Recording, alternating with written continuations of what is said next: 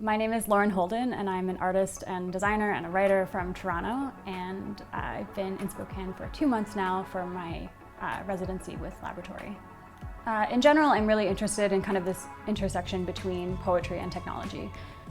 In the past, I've sort of looked at how kind of web settings could be used with poetry, and web interactions like scrolling or hovering could be used to kind of enhance poetry or add new meaning to poetry. And I'm really interested in kind of looking at new ways that the new ways that technology can allow us to experience poetry.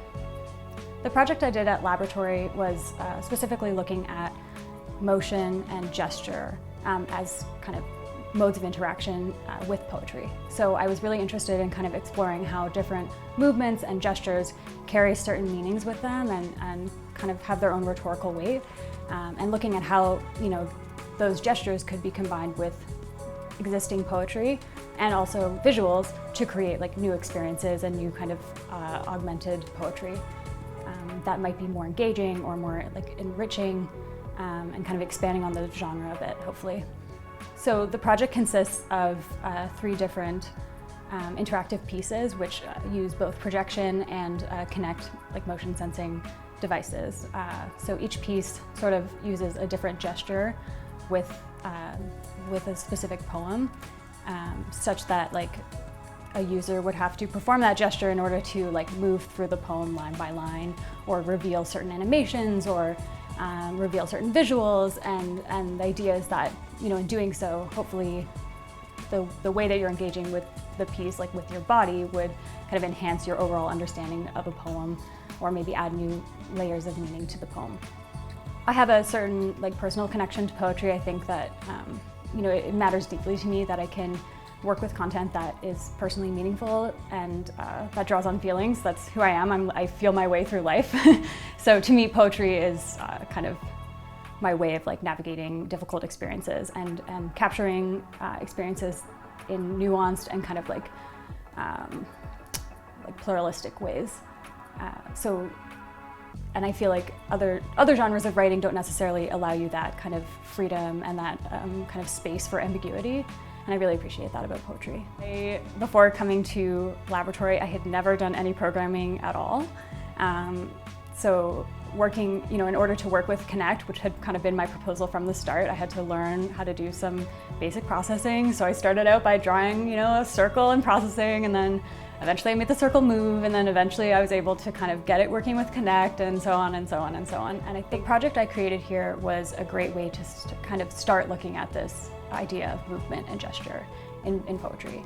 I was able to create kind of like 3 different designs, which each of which looked at like a different type of movement, and I think that's a great start. But I think in the future it would be great to keep digging, dive into this a little bit further, and maybe look at situations where within one piece there's a combination of different movements in succession.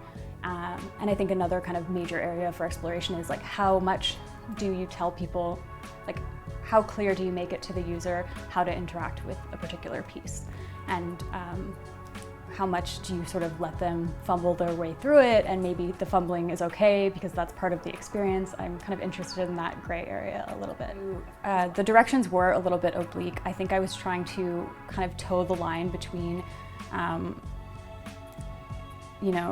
that sort of like poetic line where things aren't necessarily explicitly stated. And I think the way that I set up these pieces, where the way that you were instructed to kind of engage with them was through like these posters, which didn't say step 1, do this, step 2, do this, but instead they said something kind of that added to the context of the piece, so some sort of like poetic statement, and then very succinctly alluded to the kind of gesture that you were supposed to perform. And I found that, yes, like a lot of that was lost quite a bit of the time. But I think that, in another sense, a lot of people at the show were watching other people engage with the piece and learning from them, which I also think is an interesting kind of like tendency to emerge. I think the main thing that I have come to learn about my process is that it is very, very, very intuitive. and that's okay.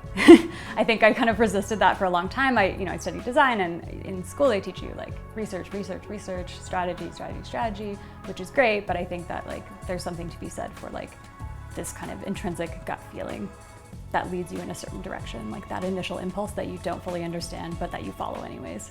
I think that's really interesting, and I'm trying to kind of lean into that a little bit more. I feel like that's kind of where my practice is headed, is just trying to understand that like intuitive nature a bit more.